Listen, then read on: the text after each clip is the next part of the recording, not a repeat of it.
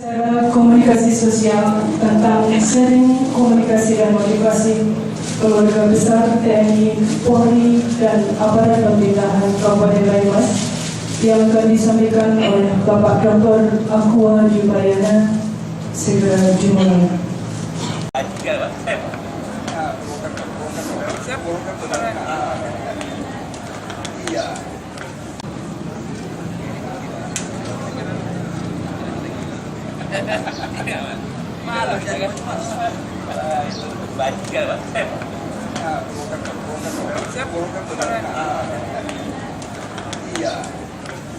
Karena kegiatan seperti ini melawan Buana tidak pernah minta imbalan seperak pun kepada kita. Tepuk tangan dulu buat beliau.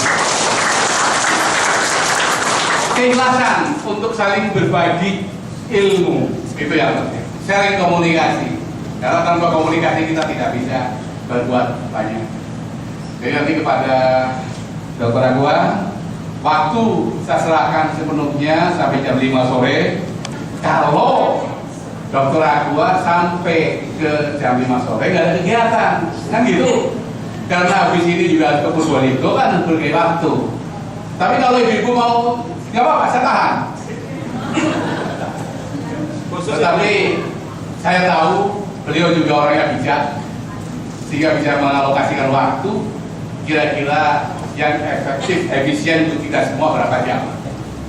Pertama-tama saya mencoba segera mendalam karena alhamdulillah dari 40 kodim yang ada di wilayah Kodam 4 di Ponorogo atau dari 9 kodim yang ada di wilayah Korem 71 Jaya Kusuma, ini adalah kodim ke-7 yang saya datangi.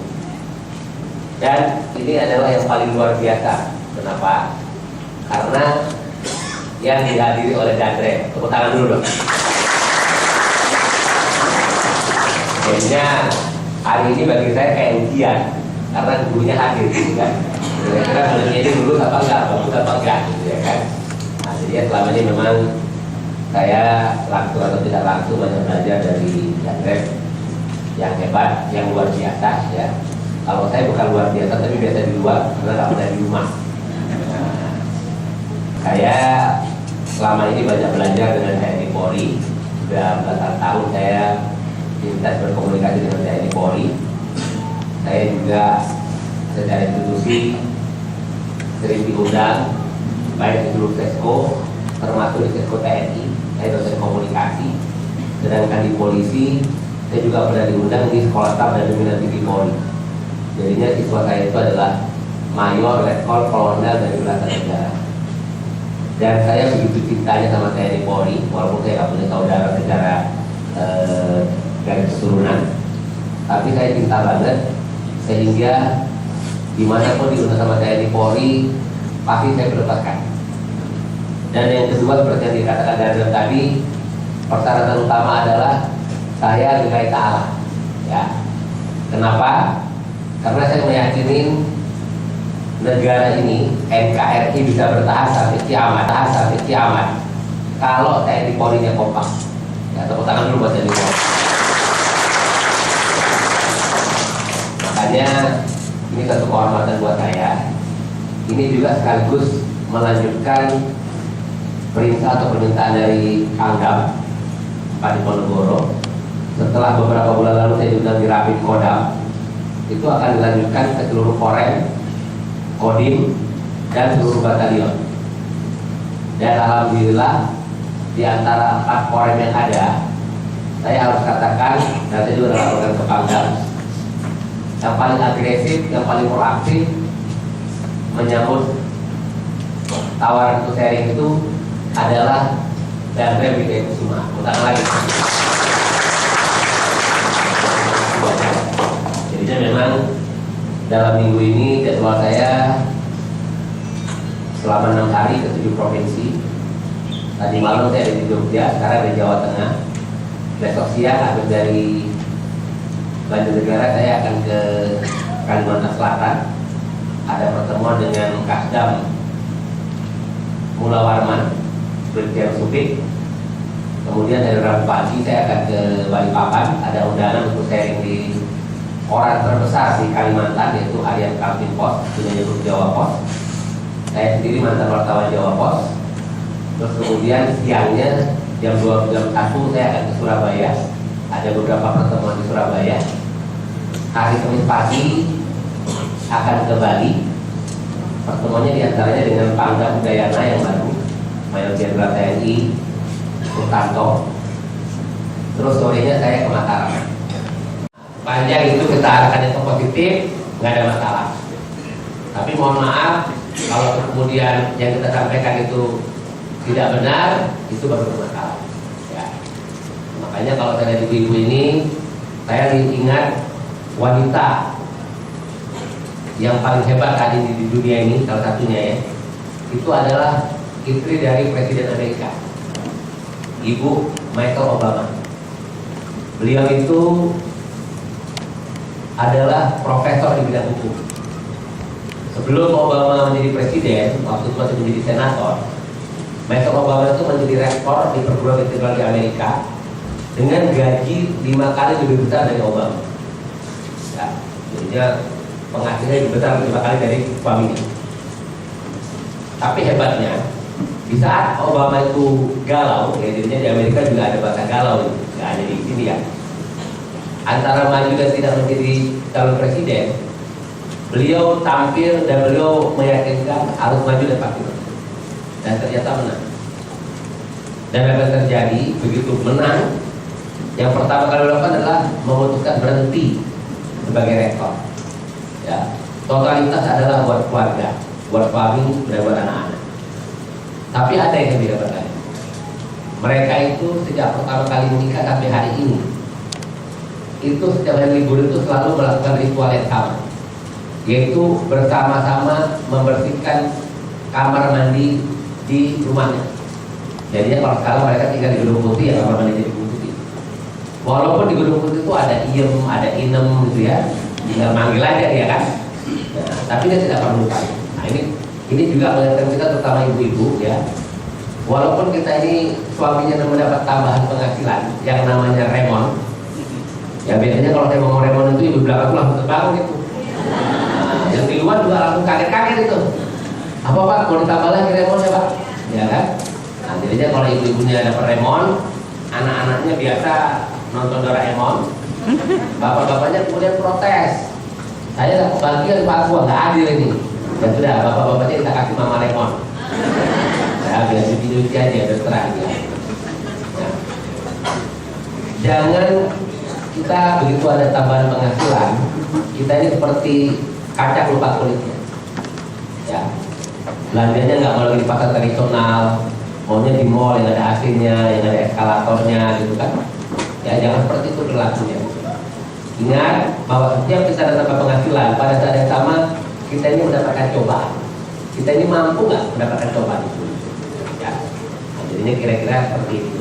Dan harapannya adalah bahwa ibu-ibu ini selalu menopang bapak-bapaknya dalam menuntut karirnya.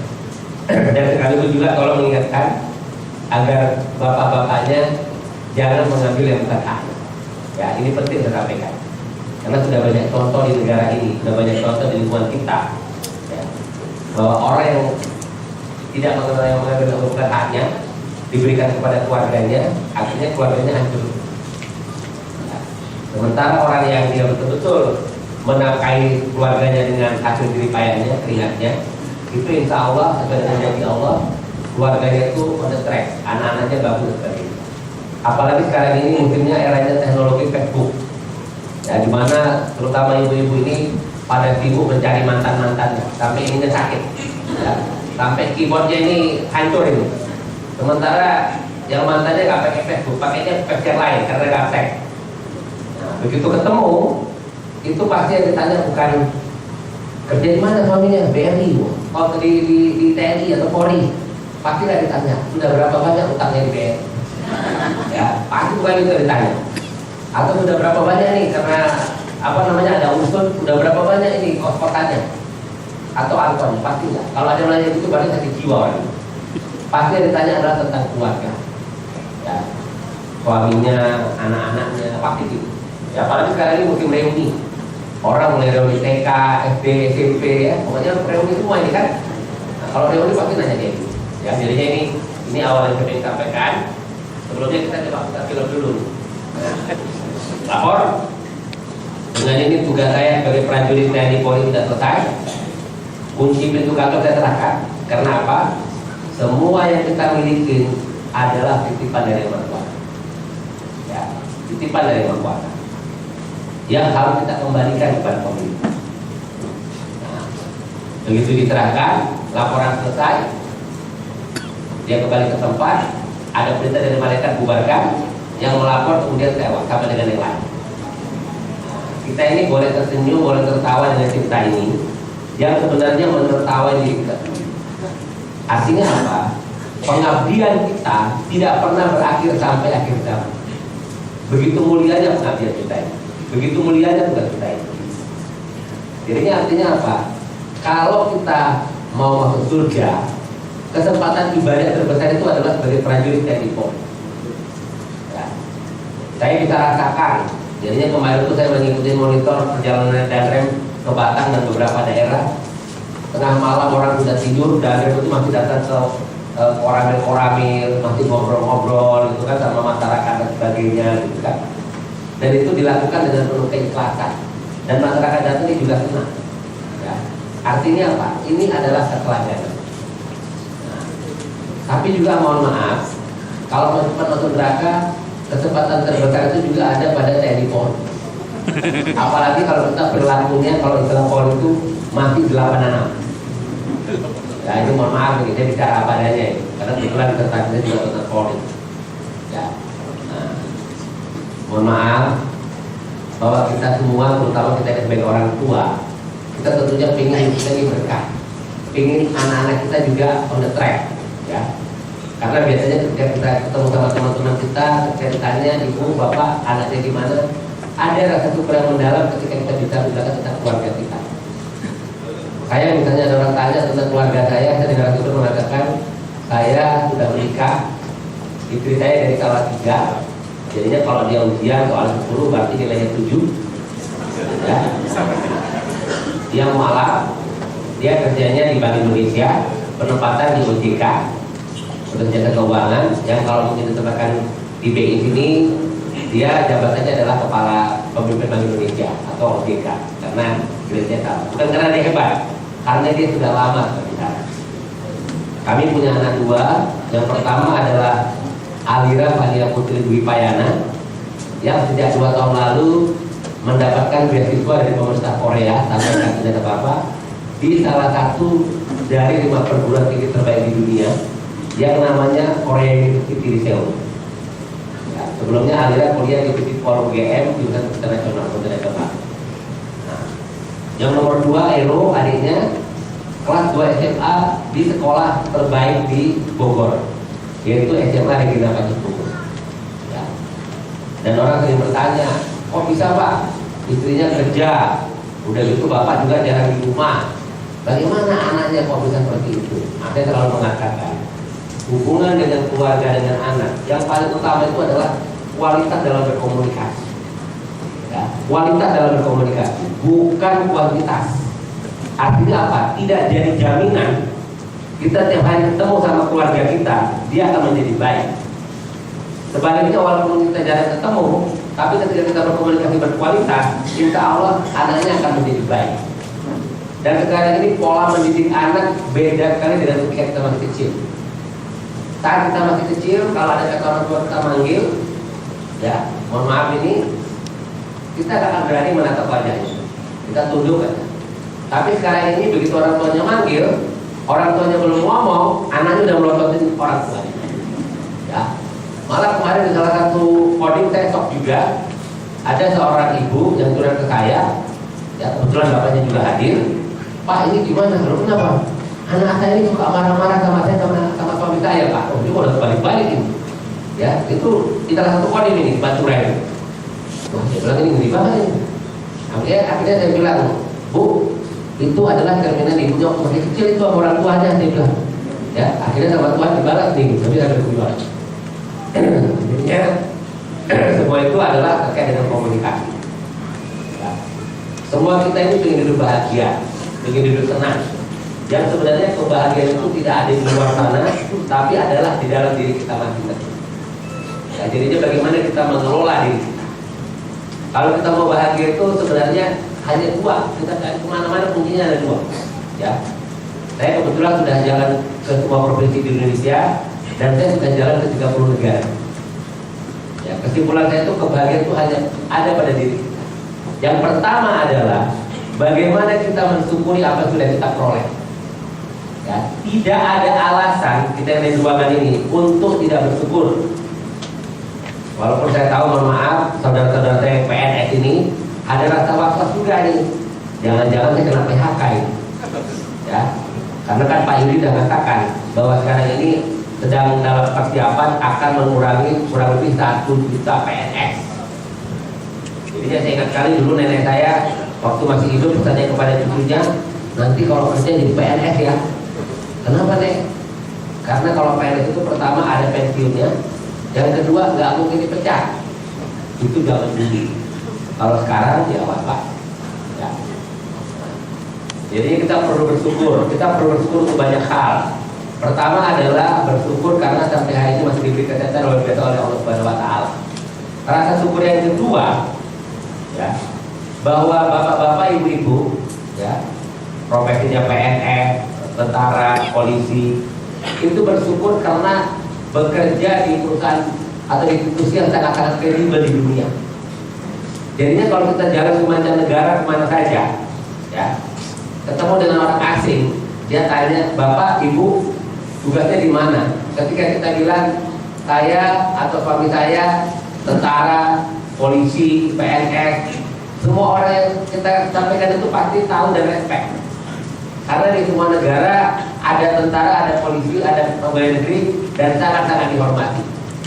Dan kita beruntung karena di Indonesia ini tentaranya lengkap. Ada laut, ada darat, ada udara. Makanya diciptakanlah namanya Antimo. Ya, mabuk udara, darat. Makanya kalau ada polisi makan Antimo mabuk ya kalah ya kan. Ini buat angkatan dalam udara nih katanya gitu. Ya. Berbeda dengan beberapa negara tetangga kita di Asia. Contoh adalah Laos. Laos itu dia tidak punya angkatan laut. Ya, kalau Kanada punya angkatan air tawar. Karena di sana nggak ada laut, adanya Sungai Mekong. Ya, saya pernah sana kebetulan. Jadinya orang mulai lahir di sana sampai dia pensiun, sampai dia meninggal, dia belum tentu pernah makan ikan laut karena harganya mahal sekali. Kemudian ada satu negara yang kaya di ASEAN ini, yang dia bisa beli jenis pesawat apa saja. Dia tidak punya angkatan udara, yaitu Brunei Darussalam.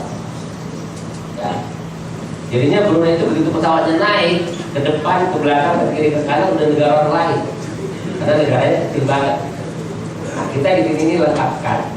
Ya. Jadinya kita bersyukur banget. Rasa syukur yang ketiga adalah bahwa di saat banyak perusahaan yang tutup, banyak orang di PHK, ya, banyak perusahaan yang tidak keluar negeri karena sebanyak kondusif beberapa negara, kita tidak pernah mendengar pernyataan dari Panglima TNI, dari Kepala Angkatan Darat, dari Kapolri untuk mengurangi anggotanya, malah ditambah-tambah terus. Ya, ini kita syukuri.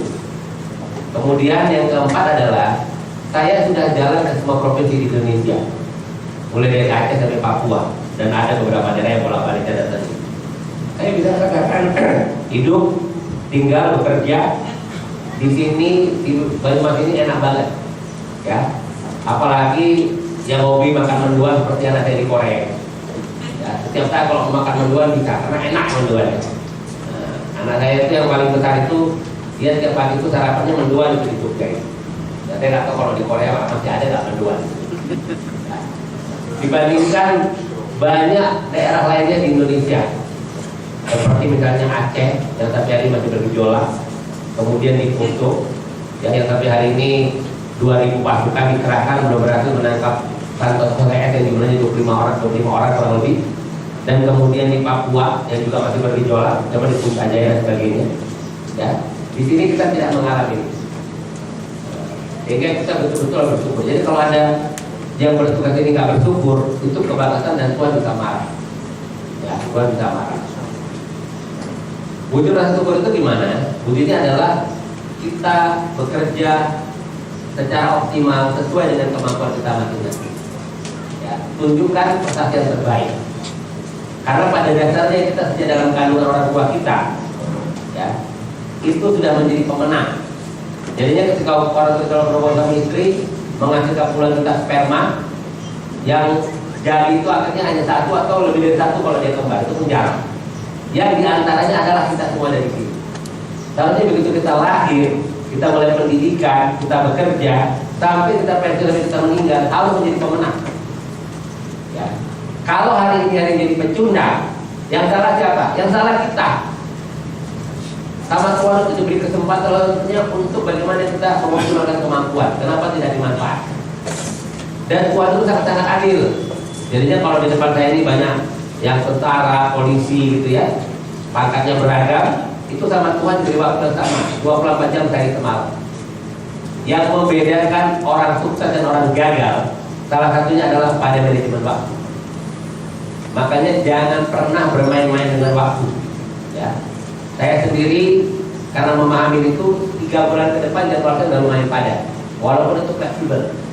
Contoh, harusnya saya hari Rabu ini dijadwalkan berbicara di depan 1.500 taruna dan taruni plus perwakilan SMA Nusantara sama sudah tidak di Akademi Militer.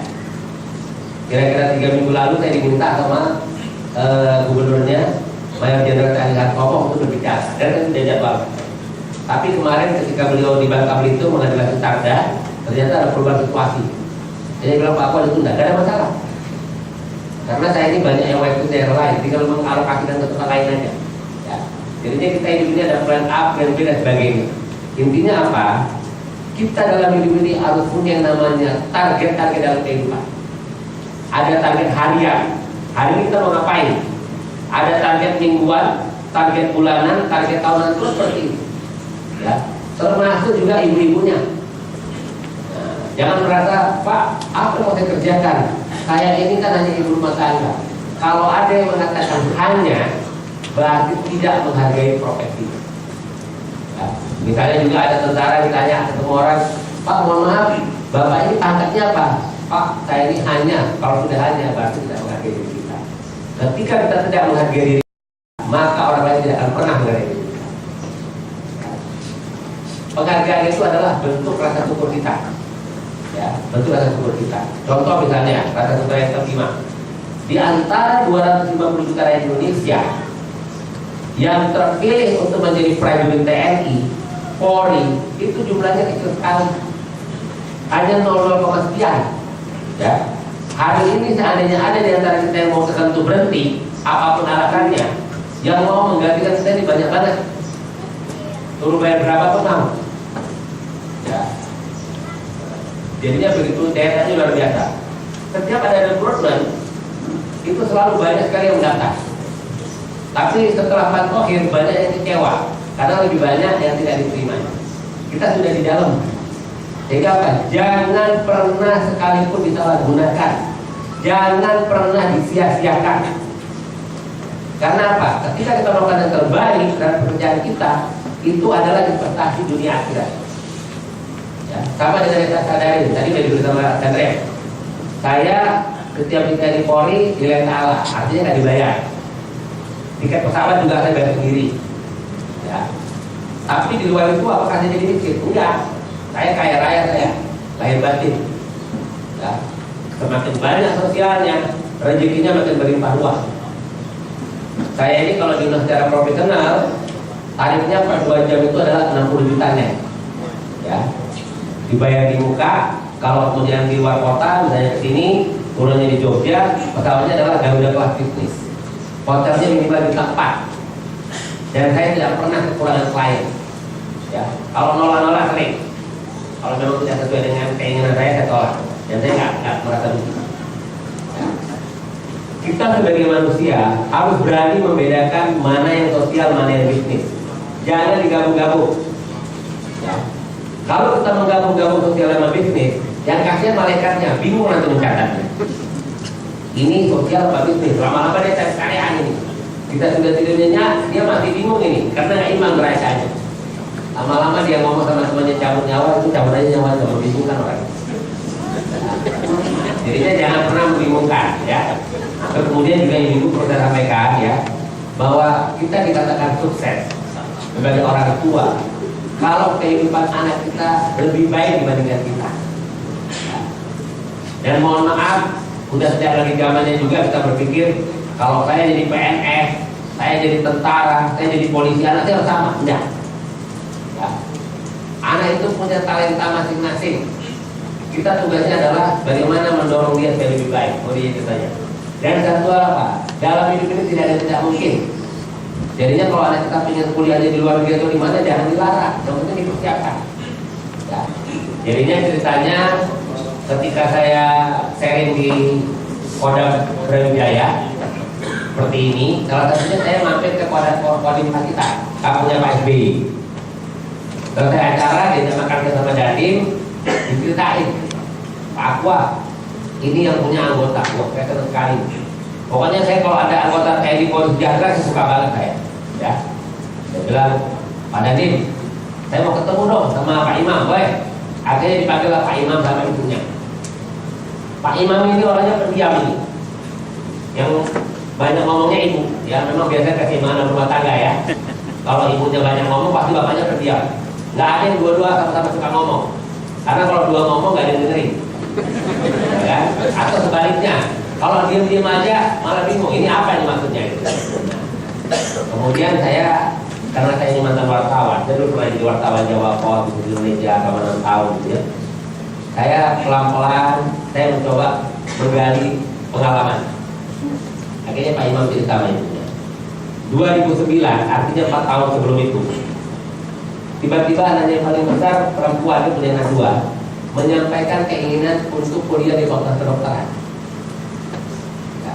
Pak Imam itu sama ibunya pingin anaknya mau nikah ceritanya, tapi menyadari gaji sebagai tentara itu mungkin pas-pasan tidak cukup untuk membiayai kuliah anak. Tapi bukan beliau nggak bersyukuri, beliau bersyukuri, ya sebentar. Nah, beliau kemudian meyakini ketika kita ada kemauan, ada jalan yang positif, insya Allah akan diberi jalan kepada Allah. Beliau melakukan yang namanya proses hijrah, jalan ke banyak tempat, ya, untuk menceritakan rencananya, karena itu mendapatkan masukan. Salah satunya beliau jalan ke Trenggalek, ke tempat saudaranya, yang di sana itu jual ayam goreng yang paling enak di Trenggalek. Kemudian dia ceritakan rencananya, dikasih resepnya. Beliau bawa kemacetan, beliau mau buka usaha, nggak punya uang, beliau pinjam 4 juta ke Bank Jatim, kalau di sini Bank Jateng, BPD. Nah, waktu itu masyarakat Trenggalek itu pacitan itu belum terbiasa makan ayam goreng. Mereka terbiasanya makan kalau tidak sate ayam, ayam bakar. Jadinya selama setahun itu belum mengedukasi pasar. Lebih banyak dukanya kepada sukanya.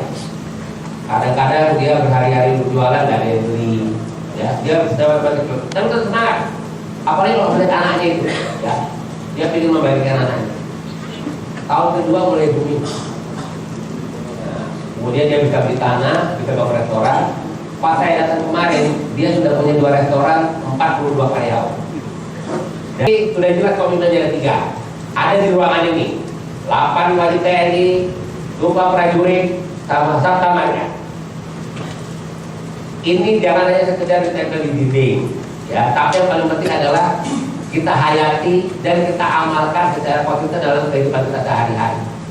Karena saya begitu baca itu, saya mengapresiasi para senior kita yang membuat itu.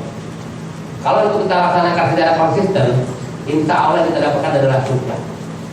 Ya, karena betul-betul mulia bagaimana kita lakukan. Sedangkan di Polri ada 2, ada Sri Brata sama Catur Prasetya. Ya, saya mau tanya, di sini ada Babin Kamtimas, ada Babin atau Babinsa, Babinsa?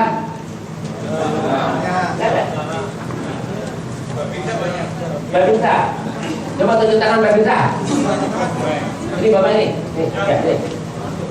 Bisa Binangun Banyumas. Binangun. Ya. Berapa jauh dari rumah bapak? Kurang lebih 5 kilo. Oh, nggak jauh ya. Berarti kalau udah 5 tahun itu bapak udah menguasai betul itu ya, udah tahu pasti dia bagaimana kondisinya ya. Siap, kurang lebih sudah tahu. Kita coba kita tanya ya, benar apa enggak ini? Tanya nih ya. Nama lurahnya siapa? Lurah apa kades lagi? Siap lurah kades. Siapa namanya?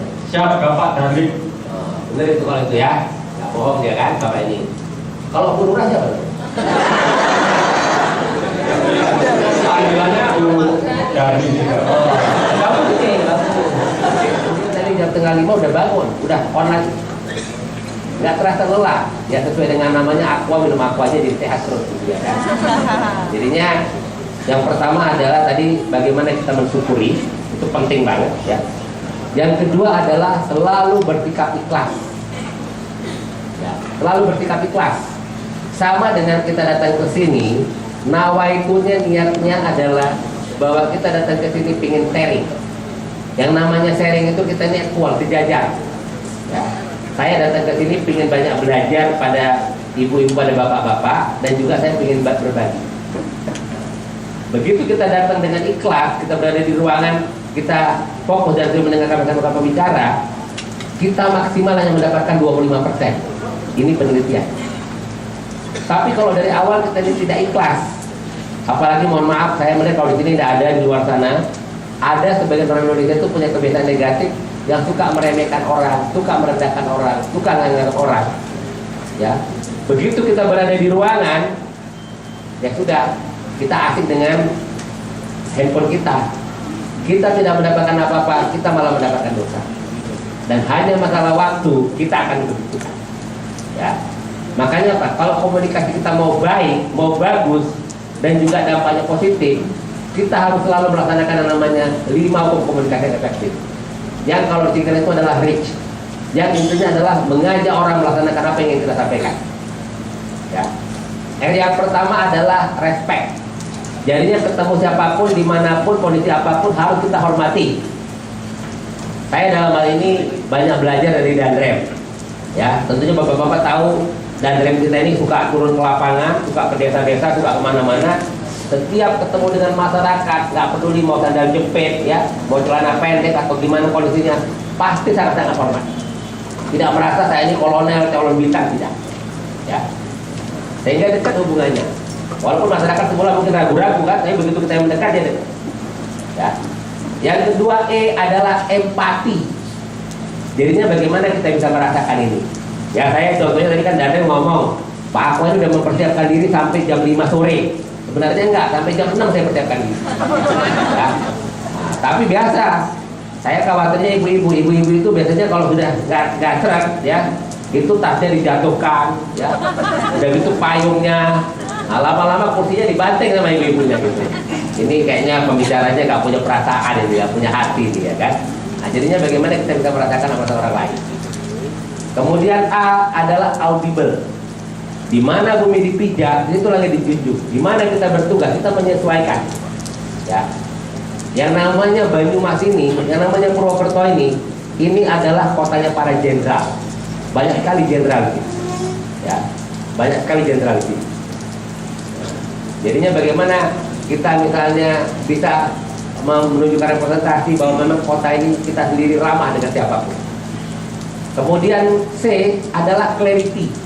Ketika kita berkomunikasi dengan siapapun, gunakan bahasa-bahasa yang sederhana yang mudah dimengerti. Ya. Bapak-bapak, ibu-ibu mungkin pernah tahu yang namanya remaja ajaib Indonesia yang dia hafal 14 bahasa asing dan hafal 23 juz Al-Quran. Namanya adalah Gayatri Wahyuningsa. Ya. Gayatri itu meskipun dia hafal bahasa asing banyak, tapi dia ketemu siapapun dia clear komunikasi. Nggak pernah dicampur-campur. Nah, kadang-kadang kan ada orang pengen dibilang hebat, dia bicara sama orang campur bahasa Indonesia, bahasa Cina, bahasa Korea, bahasa Jerman, bahasa Inggris. Akhirnya orang bingung, ini orang waras apa enggak? Ya. Jadinya kita harus clear ya. Ya, saya mohon maaf, memang saya doktor, tapi saya nggak suka teori-teori, saya nggak suka ngomongnya yang tinggi-tinggi lah. Ngomongnya sederhana-sederhana aja. Itu apa kita ngomong tinggi, ngomong teori orang nggak paham. Itu berarti komunikasinya nggak efektif karena tidak ada feedback yang sesuai diharapkan. Kemudian yang terakhir, kita ini harus humble, harus tawadhu, harus rendah hati, ya. Karena pada dasarnya Pak, nggak ada yang perlu kita sombongkan. Apalagi kita di jajaran di sini. Contoh sederhana, kalau kita bicara di TNI, kita punya Panglima TNI Pak Gatot yang rendah hati orangnya, ya, selain smart. Udah gitu sangat rendah hati banget, yang juga dari Jawa Tengah adalah Kepala Staf Angkatan Darat Pak Mulyono. Pak Mulyono itu baik banget, di mata saya itu pakai banget, ya, dari Boyolali. Kemudian juga kita punya Panglima yang latar belakangnya dari komando Kopassus, tapi beliau itu selalu santun kalau berkomunikasi sama orang, Pak Jatwani. Ya, kemudian juga kita depan ini ada Dandrem yang selalu guyon-guyon gitu kan, tapi tetap tegang, ya. Nah, begitu juga di Polri, ada Kapolri kita yang bentar lagi mau pensiun, ya, dari Jember yang juga sangat rendah hati. Kemudian Kapolda kita baik yang sekarang maupun yang berurusan promosi bintang 3, yang kebetulan teman akrab saya Bang Nur Ali, ya. Nah, kita perlu melihat bagaimana pimpinan-pimpinan kita itu. Artinya apa? Kita harus menyesuaikan, ya. Karena pada dasarnya apa? Nggak ada perlu kita sombongkan. Nah, kenapa? Kita, termasuk saya, ini semuanya camat ini. Ya, tapi bukan yang dapat anu dari bupati atau ya, tapi adalah calon mati. Hanya cukup kloter aja kayak haji gitu, siapa yang duluan gitu kan. Nah, makanya selagi kita hidup, gunakan seoptimal mungkin semua pada lain produktif, ya. Nah, yang berikutnya lagi adalah kita perlu melaksanakan namanya 4A. 4A itu sama dengan kalau kita main kartu remi. Kalau kita punya 4 as, kita main di mana saja, pasti kita menjadi yang pemenang. Begitu juga kalau kita melakukan pada dalam kehidupan, kita menjadi yang terbaik. Apakah di rumah tangga, apakah di masyarakat, di kesatuan, termasuk di organisasi, ya, termasuk di Persib.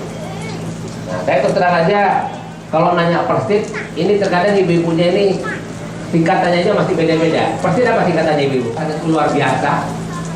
Saya walaupun kadang-kadang satu hari 5 sesi, 6 sesi, tetap saya merasakan segar karena semuanya dengan penuh keikhlasan. Tidak ada target apa-apa kecuali mengharapkan ridho dari Allah. Ya. Makanya semua aktivitas itu diniatkan ibadah. Yang kedua adalah kerja cerdas. Satu-satunya kekayaan manusia, kekayaan kita yang tidak bisa dicuri oleh siapapun kecuali benar-benar oleh Allah adalah kecerdasan. Kepala kita ini kalau dibedah, dilihat isinya, yang baru terisi itu 0,0%. Sehingga kita perlu isi dengan 3 hal. Pertama adalah rajin membaca. Ya. Hari ini kalau ada yang nggak suka baca, berarti dia tidak hidup di alamnya. Karena sekarang ini eranya betul-betul era digital dan orang bagaimana dia menambah wawasannya dengan membaca. Dan kalau kita rajin membaca berpengaruh pada anak-anak kita. Jadinya kalau kita sebagai orang tua, yang terbaik itu adalah memberikan keteladanan, bukan memberikan perintah. Ya. Jadinya kalau kita ingin anak kita rajin baca, kita mulai melakukan itu. Saya karena masih bodoh, masih kurang, rata-rata saya sejak belasan tahun yang lalu, rata-rata sehari itu 6 jam saya baca. Ya. Karena saya ini nggak mau masuk dalam golongan Jakarta temunya ojek. Ketika diajak komunikasi nggak nyambung, nggak connect. Ya. Jangan sampai nanti mohon maaf ini pas biasa lah kan bapak-bapaknya kayak saya juga kan lalu laki-lakinya muncul kalau boleh cewek cakep gitu kan. Nah, terus kemudian dengan pakaian dinas, Kodim Banyumas, ya, nemuin cewek ada 2 orang di alun-alun, wah pasti senang kan, gagah pakaian dinas, seragam pada lainnya. Begitu ngobrol-ngobrol, ceweknya nanya kita nggak ngerti. Begitu kan kasihan itu, ya kasihan gandumnya. Ya, gara-gara satu orang tak korban tak batu mas. Nah, makanya kita jangan begitu. Ya. Kemudian rajin berkomunikasi dengan siapapun. Dalam berkomunikasi jangan dipilah-pilah. Justru sebenarnya kita lebih banyak komunikasi seperti itu. Karena apa? Untuk mengasah kepekaan jiwa kita dan meningkatkan rasa syukur yang mendalam. Saya setiap saya jalan kemanapun, contohnya tadi malam itu saya jam 6:30 ditelepon sama Koptu Saiful dari Kodim Cilacap, ya. Saya pasti sangat memperhatikan dia. Jadinya saya udah disiapkan minuman makanan, langsung saya bilang, Pak Saiful, ini saya buka kita bagi ya. Bapak kalau kurang ambil lagi aja. Ya. Dan Bapak kalau usah paksakan diri, kalau capek kita berhenti macam-macam, saya bilang gitu. Termasuk karena saya tahu dia perjalanan jauh, saya ajak dulu mampir ke rumah saya di Jogja, suruh istirahat, suruh makan malam. Yang berikutnya lagi adalah yang ketiga itu harus rajin menonton televisi terutama informasi. Tapi bukan berarti nggak boleh nonton infotainment ya, karena ibu-ibunya ini wajah-wajah infotainment kalian ini, ya. Nah, wajah-wajah infotainment nih, sama dengan kayak istri saya. Istri saya itu kalau kemarin-kemarin nggak nonton ganteng-ganteng serigala, bisa tidur dia. Nah, jadinya kita boleh nonton itu, tapi kita imbangi dengan yang namanya informasi. Asal yang ketiga harus kerja keras, yang keempat harus kerja tuntas. Jadinya termasuk bapak-bapaknya, kalau kita mendapatkan tugas dari komandan kita harus dituntaskan, jangan nunggu setengah-setengah ya. Saya contohnya begitu mendapat tugas dari Panglima 40 kodim Pak Gua, siap ya. Saya siap aja setiap saat, tinggal saya menunggu bagaimana kesiapan para dandre, para dandinya. Dan saya tidak melihat, mungkin mohon maaf kalau orang yang tidak memahami saya menganggap saya ini orang aneh. Orang ini kok mau ya datang ke kodim-kodim jauh, keluarkan tenaga, keluarin biaya macam-macam. Nah, orang selalu berpikirnya itu instan, tidak bicara jangka panjang. Padahal saya berpikirnya adalah investasi untuk jangka panjang dunia akhirat. Ya. Dan memang beda kalau kita melakukan itu dengan kepuasan batin, itu nilainya beda. Jadinya disuruh ngapain aja kita senang gitu. Nah, kalau kita bisa melakukan 4 hal itu, kita akan ketemu dengan hasil yang kelima. Semua hasil kerja kita pasti berkualitas. Ya, pasti berkualitas. Tapi kalau tidak, kita akan ketemu dengan 3A. Ya, kita akan tergilas, amblas, dan kita pasti tewas. Ini adalah masalah pilihan dalam hidup. Kalau kita merasa masih manusia waras, kita pilihnya adalah A. Ya. Kemudian juga yang berikutnya lagi adalah ketika kita pertama kali masuk kerja, kita harus menyiapkan diri seperti pelari maraton. Harus atur nafas, tenaga, pikiran semuanya agar mencapai garis finish yang namanya pensiun. Jangan seperti pelari sprint. Pelari sprint itu dari awal datang kenceng, ya, dia bagus. Begitu 4-5 tahun mau pensiun, dia punya loyo. Terus dia bilang, wajarlah Pak loyo. Lu kenapa? Soalnya Mak Erot sudah meninggal katanya. Nah, ini nggak ada hubungan sama Mak Erot ini, ya kan? Nah, makanya perlu diatur. Ini siapa yang Bapak tentara atau polisi yang pensiunnya sebentar lagi? Yang terakhir belum kita tanya jawab ya. Kita perlu melaksanakan yang namanya 3B yang menjadi panduan dalam kehidupan kita. Ya, 3B. Tapi biasanya saya kalau ngomong B gini, teman-teman yang pernah tugas di Manado itu protes sama saya. Pak, itu B-nya kesedikitan Pak, gitu loh. Kalau di Manado banyak katanya. Di Manado itu kan ada Bunaken, ada Boulevard. Udah gitu yang enak tuh katanya ada bubur ya, bubur Manado. Cuma saya nggak tahu karena saya nggak suka bubur. Saya ini lebih suka bibir saya, ya. Karena katanya, tapi bibir jangan dikira ini loh. Ada kalau di Batam itu ada namanya bibir ikan, itu enak banget tuh, ya. Itu enak banget itu. Nah, bibir itu juga ternyata ada klasifikasinya. Ada bibir atas, bawah, kiri, kanan, muka belakang, sampai terakhir itu katanya bibir sumbing, sehingga perlu dioperasi. Nah, kita 3B aja. B yang pertama adalah apapun agama kita, setiap pagi begitu kita bangun, yang pertama adalah berdoa. Ketika berdoa kita jangan langsung nyerocos, jangan langsung minta ke Tuhan, Tuhannya bingung nanti. Tapi kita ada prolognya menyampaikan terima kasih dulu. Karena Tuhan itu begitu baiknya kita diberikan lagi kesempatan hidup untuk menikmati penciptaannya. Ya. Jadinya ini juga sekaligus meralat yang namanya istilah TNG itu salah istilah. Yang benar itu adalah give dulu, kita investasi dulu, berbuat baik dulu baru mendapatkan. Baru yang kemudian baru kita meminta kepada Tuhan sesuai dengan yang kita inginkan. Satu hal yang perlu saya garis bawahi juga, kita dalam hidup ini juga daripada Pak Mufid ini harus berani mengatakan cukup dalam kehidupan kita. Ya. Karena kalau kita nggak cukup, sampai kapan itu nggak selesai hidup ini.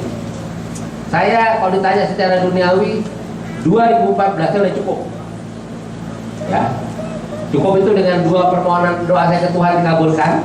Pertama, anak saya diterima di UGM, saya dapat rezeki beli rumah buat dia. Walaupun 6 bulan kemudian dia tinggal, itu nggak ada masalah. Ya, rumah saya itu di Jogja itu di dekat 403. Ya. Nah, terus yang kedua, saya selama belasan tahun kemana-mana baik di dalam maupun di luar negeri selalu dientir itu sama teman-teman. Kasarannya mohon maaf, uang saya ini tidak laku. Kendaraan disiapin, penginapan disiapin gitu ya. Nah, sehingga saya juga dalam konteks sederhana ingin juga membahagiakan teman-teman saya. Salah satunya apa? Saya ingin beri kendaraan yang layak. Ya, waktu itu saya membayangkan betapa saya bahagianya ketika bisa mengejar teman saya pakai mobil Velfire yang harganya ber1 miliar. Saya berdoa lagi, sama Tuhan dikasih. Nah, sudah, saya bilang Tuhan cukup, terima kasih banyak, saya nggak akan minta lagi. Tapi ternyata apa? Semakin kita tidak minta ke Tuhan, makin banyak diberi cobaan. Ya, saya diberi cobaan-cobaan yang lain, maksudnya pengertian cobaan itu adalah rezekinya ditambah-tambah lagi. Contoh, saya ini lagi ngatur waktu untuk jalan ke berbagai provinsi Indonesia untuk bicara 9 sesi di luar Jakarta dan 1 sesi di Jakarta yang diundang oleh BUMN besar yang dia punya aset 12,6 triliun. Dia juga punya kantor di sini. Ya. Per sesi itu 3 jam saya dibayar 30 juta, 90 juta. Jadinya selama 30 jam hampir 1 miliar. Ini kan luar biasa. Tuhan itu begitu baiknya. Tapi justru apa? Membuat lebih hati-hati. Karena itu adalah cobaan, ya. Sama dengan dari awal saya bilang tadi, ibu-ibu kalau dapat remon hati-hati. Karena mohon maaf nih, ada juga di luar sana ibu-ibu yang perilakunya aneh. Begitu dapat remon, langsung datang ke dokter gigi, minta giginya dibehel. Nah, coba ibu senyum dulu nih. Senyum. Wah, cantik-cantik semua ini ya. Ada yang dibehel nggak giginya?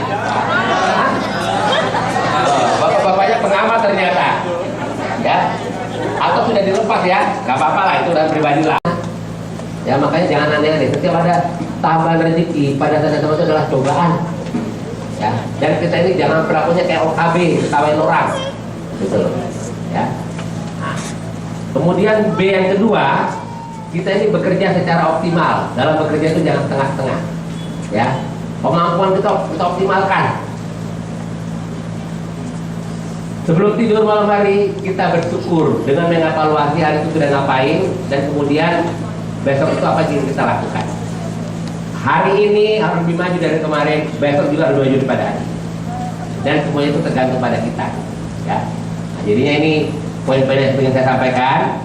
Sebelum kita tanya jawab, saya mau lihatkan dulu ada film bagus yang juga lucu nih. Mbak, kita lanjut. Kira-kira itu yang saya sampaikan. Materi nanti kalau mau di copy silahkan, ya. Saya buka kesempatan untuk sharing. Saya ingin dengar suaranya ibu-ibu, kemudian suara dari polisi, dari bapak, dari PNS, ya, termasuk juga dari PNS dan Kodim, dan juga dari teman-teman prajurit TNI maupun Polri. Silakan, yang mau tanya. Simon said that he's looking for a unique act this year.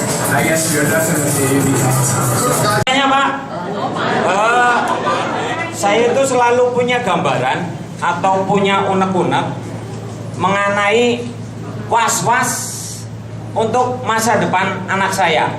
Izin motivasi biar tidak was-was tentang masa depan anak saya. Ataukah berhasil atau tidak, saya selalu was-was untuk kesuksesan masa depan anak saya. Terima kasih. Bapak, sorry, saya tanya dulu. Ya was-was saja Pak.